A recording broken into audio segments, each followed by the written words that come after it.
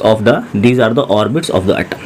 Okay. This is how you can find the number of electron in the बहुत time से comment आ रहा था मेरे पास कि सर बाईजूस में जो डेमो वीडियो होता है वो कैसे अपलोड किया जाए, वो कैसा होना चाहिए, डेमो वीडियो की लेंथ कितनी होनी चाहिए, डेमो वीडियो में जो है पूरा इंग्लिश यूज़ करना है या नहीं, डेमो वीडियो जनरली उसके अंदर टॉपिक कौन सा चूज़ किया जाए, इससे रिलेटेड क्वेश्चंस मेरे पास आ रहे थे काफ़ी टाइम से कमेंट में। तो मैंने सोचा इस पर एक वीडियो क्यों ना बना दिया जाए ताकि आपको एक सारी चीज़ें सब क्लैरिटी आपको एक ही टाइम पे एक ही वीडियो में मिल जाएगा। ठीक है, सबसे पहले मैं बात करता हूँ कि डेमो वीडियो की लेंथ कितनी होनी चाहिए। तो डेमो वीडियो का जो लेंथ है वो ज़्यादा से ज़्यादा 5 से 6 मिनट का हो, 6 मिनट से 7 मिनट मैक्स टू मैक्स, उससे ज़्यादा का मत बनाना क्योंकि उससे लेंथ भी ज़्यादा हो जाती है, साइज़ ऑफ जो वीडियो होता है वो भी ज़्यादा हो जाता है और वो अपलोड जनरली जल्दी नहीं होता रहता है। ठीक है, और सबसे क्योंकि डेमो वीडियो ही आपका फर्स्ट इंप्रेशन होता है, तो first impression is the last impression, इसलिए आपको डेमो वीडियो बहुत ही अच्छे तरीके से शूट करना है। ठीक है,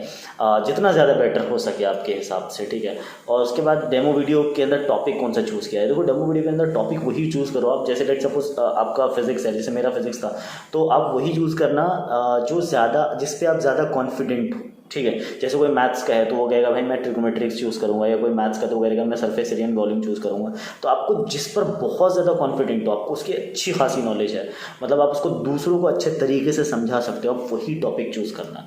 और टॉपिक ऐसा भी होना चाहिए जो 5 से 6 मिनट में जनरली वो फिनिश भी हो जाए, मतलब 5 से 6 मिनट में वो टॉपिक फिनिश भी। ऐसा नहीं कि आपने ऐसा कोई लंबा टॉपिक स्टार्ट कर दिया और वो 10 मिनट का मालूम पड़ा 5 से 6 मिनट के चक्कर में वो टॉपिक की जनरली एक तरह से समझ लो बैंड बज गई, वो अच्छे से तैयार नहीं हो पाया, तो आप बता नहीं सके उसको, एक्सप्लेन नहीं कर सके आप उसको। तो आपको उतनी बड़ी टॉपिक भी चूज़ नहीं करनी है कि बहुत लंबा हो जाए वो चीज़। ठीक है, उसके बाद जो डेमो वीडियोस के अंदर सर इंग्लिश ही में बात करना है क्या, तो देखो उसमें साफ साफ आपका जो मेल आएगा ना या फिर कॉल आएगा उसमें क्लियरली बताते हैं वो लोग कि जो आप डेमो वीडियो शूट करोगे ना उसमें आपको you should be proper in English, आपको प्रॉपर इंग्लिश में ही बोलना है, मतलब हिंदी यूज़ नहीं करना है कंटेंट को डिलीवर करने के लिए। ठीक है, और कंटेंट को डिलीवर करने के लिए हिंदी इसलिए यूज़ करना है क्योंकि देखो जो मतलब इसका रीज़न ये होता है कि देखो जो आपको जो उस डेमो वीडियो को ऑडिट करने वाले होते हैं, उनको चेक करने वाले होते हैं, हो सकता है उनका लैंग्वेज हिंदी ना हो, तो वो आपको आप पढ़ा अच्छा लोगे हिंदी में, लेकिन क्या है पढ़ा लेने के बावजूद भी अगर सामने वालों को हिंदी समझ में नहीं आ रहा और आप हिंदी में पढ़ाए हो तो उसको हो सकता है सिर्फ हिंदी की वजह से रिजेक्ट कर दे। तो मैं नहीं चाहूँगा, कोई भी नहीं चाहेगा कि वो मेरा टॉपिक जो है वो रिजेक्ट हो जाए। इंग्लिश में टूटी फूटी इंग्लिश आती है, दैट्स ओके, उतना इंग्लिश भी चलेगा। ठीक है, तो सिर्फ इंग्लिश में आपको कंटेंट को डिलीवर करना है, छोटे छोटे आप सेंटेंसेस यूज़ करो, चलेगा, कोई इशू नहीं है। ठीक है, और सबसे लास्ट और इम्पॉर्टेंट बात मैं आपको बताता हूँ कि जब भी आप डिलीवर करो, जब भी आप डेमो वीडियो शूट करो, तो आप ये मत सोचना कि मैं वीडियो शूट कर रहा हूँ, आप ये सोचो कि मैं एक बच्चा है उसको मैं पढ़ा रहा हूँ, उसको मैं सिखा रहा हूँ। तो ऐसे टॉपिक इसलिए चूज़ करने होते हैं कि बिल्कुल आपको कॉन्फिडेंस दिखना चाहिए आपके अंदर, क्योंकि सामने वाला जो आपके डेमो वीडियो को ऑडिट कर रहा है ना, उनको सबसे ज़्यादा क्या देखना होता है पता है, कॉन्फिडेंस देखना होता है आपका, कि आप बच्चों को समझा सकते हो या नहीं समझा सकते हो। क्योंकि आप कॉन्फिडेंट दिखोगे तो बच्चा भी समझेगा, इसको रिसीव करना, उस चीज़ को अपने दिमाग में बिठालना। इसीलिए सबसे मेन इंपॉर्टेंट चीज़ है कि कॉन्फिडेंस दिखना चाहिए। तो मैं अपना एक डेमो वीडियो, क्योंकि जो मैंने शूट किया था डेमो वीडियो अपने इंटरव्यू से पहले, इंटरव्यू के पहले जो अप्लाई करते हैं हम लोग डेमो वीडियो के लिए, तो डेमो वीडियो मैं अपना डेमो वीडियो अपलोड कर रहा हूँ। तो आप लोग उससे मे भी हो सकता है कुछ हेल्पफुल हो आपके लिए, कुछ आइडिया मिल जाए, तो आप उस चीज़ को पूरा देखना ताकि आपको एक एक चीज़ समझ में आए कि उस डेमो वीडियो में क्या यूज़ करना है क्या नहीं करना है। ठीक है, किस पेस में बोलना है, ऐसा नहीं बहुत जल्दी भी नहीं बोलना, बहुत आराम से भी नहीं बोलना, है ना, मतलब एक मॉडरेट पेस रखना आपको। ठीक है, तो ठीक है, आप वीडियो देख लीजिए और आइडिया मिल जाएगा। Hello students, my name is Shahbaz Ahmed. So today we'll discuss about the structure of atom. First of all, we'll understand about the atomic particle or subatomic particles. Dear students, inside the atom there are 3 types of particle, which are electron, proton and neutron.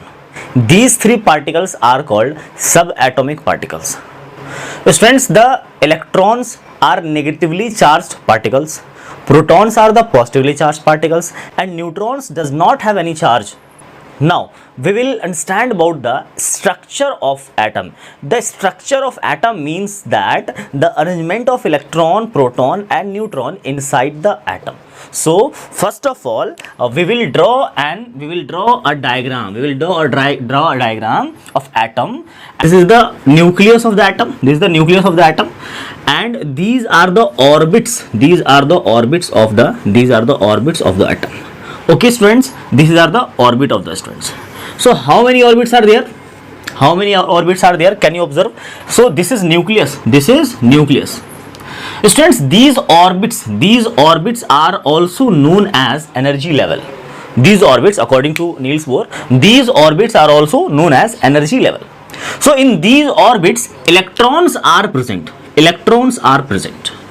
In the first orbit or first shell, maximum 2 electrons can be arranged.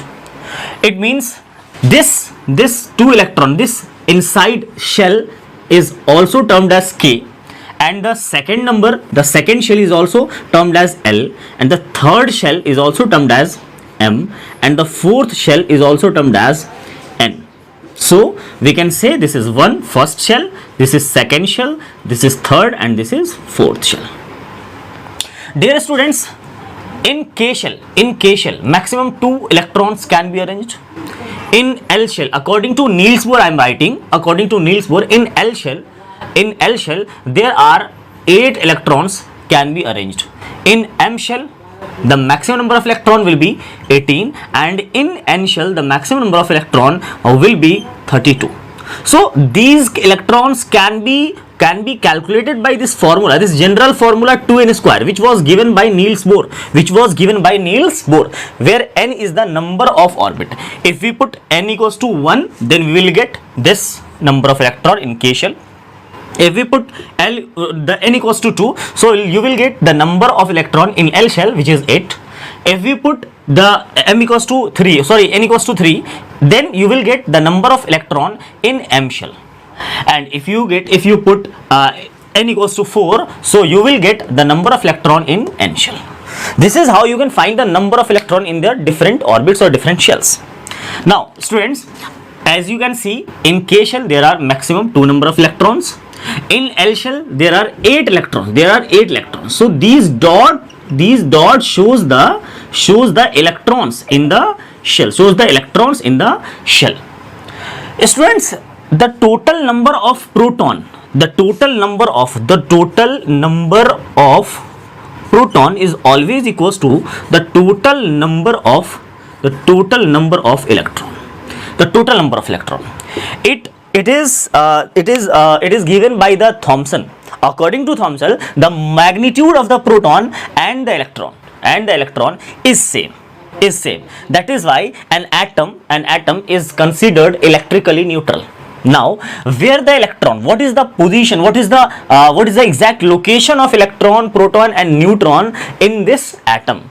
Students, these dot like structure are termed as electron, as I told you, and the proton and neutron, this is electron, which is dot like structure, and the proton and neutron is present inside the nucleus. So here proton and neutron are present inside the nucleus. Proton at electron there is negative charge, at proton there is positive charge, and at neutron there is zero charge. There is no charge on the neutron. So students, what I said, the total number of the proton is equal to the total number of electron. If for example, if we take an example, if sodium, the atomic number of sodium is 11, it means what? It means that sodium has 11 electron and sodium has 11 proton also. So this is how we can say that 11 negative charges and 11 positive charges, and they will cancel out each other, and the atom can never be a charged particle. This is how the atom can never be a charged particle. Yes, if an atom loses the electron or gain the electron, then we can say that the atom can get charge. So this is the whole structure of the electron, proton and neutron, or arrangement of the electron and proton and neutron inside the atom. This was all about the structure of atom as we discussed in this class. Hope you understood this video, this lecture, and hope you like it. Thank you so much. मिलते हैं next video में। अगर आप नए हो तो हमारे channel को सब्सक्राइब कर सकते हो और हमारे वीडियो को लाइक भी कर देना, जिससे हमें मोटिवेशन मिलता है। मिलते हैं नेक्स्ट वीडियो में। Bye bye, take care.